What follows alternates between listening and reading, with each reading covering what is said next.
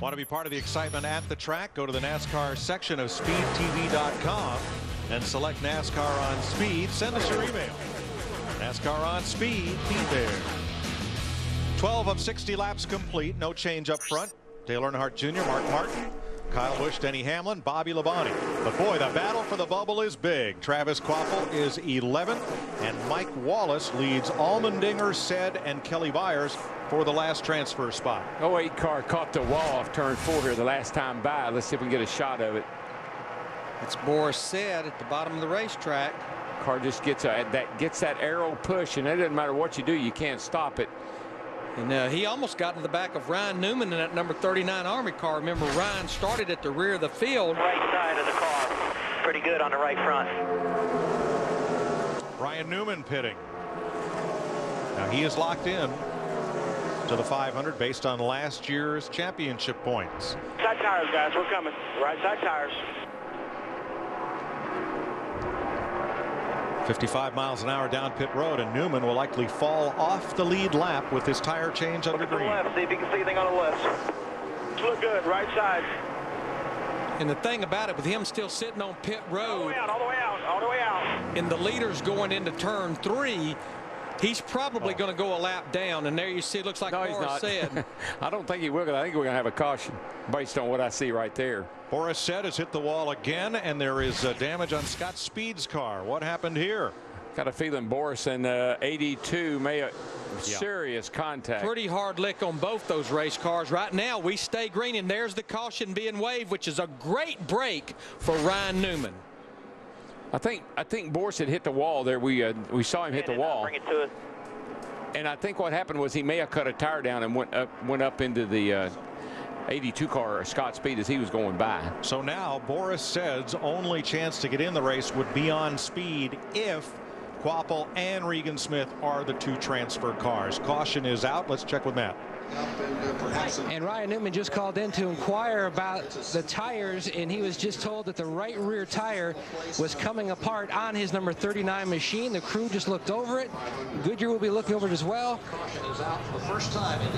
But it could have been a big issue for Newman. A good catch on his part to be able to feel that, which is pretty big spot on that tire, but a good call on his part. Now, what's interesting about this caution is we see Scott Speed come to pit road to the attention of that crew.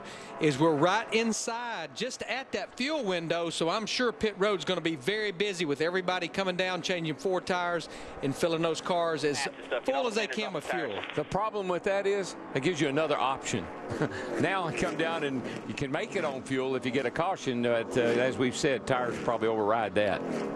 Hard left turn into the garage area, and the dream of Boris Said and crew chief Frank Stoddard.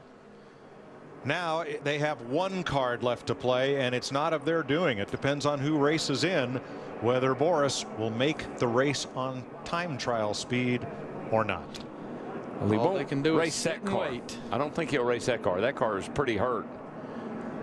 It's got some frame damage on that baby. They get in, it would definitely be in a backup car. So Travis Kvapil and Mike Wallace right now are in the transfer positions with A.J. Allmendinger and Regan Smith. Outside looking in, Smith is outlined in blue because his speed is fast enough to get him into the race now. Kelly Byers, Jeremy Mayfield, the 41. There's a great story.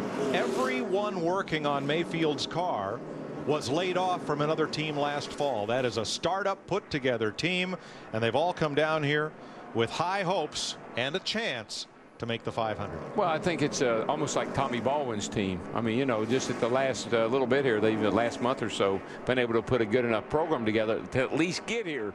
Now the rest is up to what happens on the racetrack. And it's a $250,000 difference between racing on Sunday or going home this afternoon. You know, Darryl, real quick, that right rear tire looking that way on Ryan Newman's car, we didn't really see any tire issues in the first race. It's a sign of a very loose race car. Looks like it'd been slid. Steve Burns. Mike, A.J. Allmendinger trying to fight his way into the Daytona 500. He is struggling. He says this car is way out of the racetrack. The front end's loose, the rear end's loose. His teammate Casey Kane's crew is pitting this number 44 car. They'll make chassis adjustments, Matt.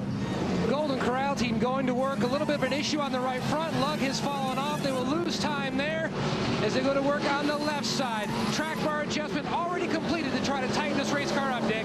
All was calm on Dale Earnhardt Jr.'s radio. Crew chief Tony Eury Jr. said, car okay. Jr. said, yeah, okay.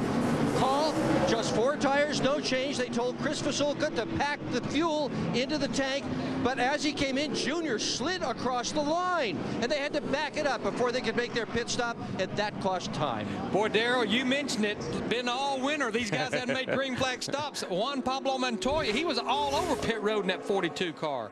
Here comes the 88, and of course, he slides to a halt.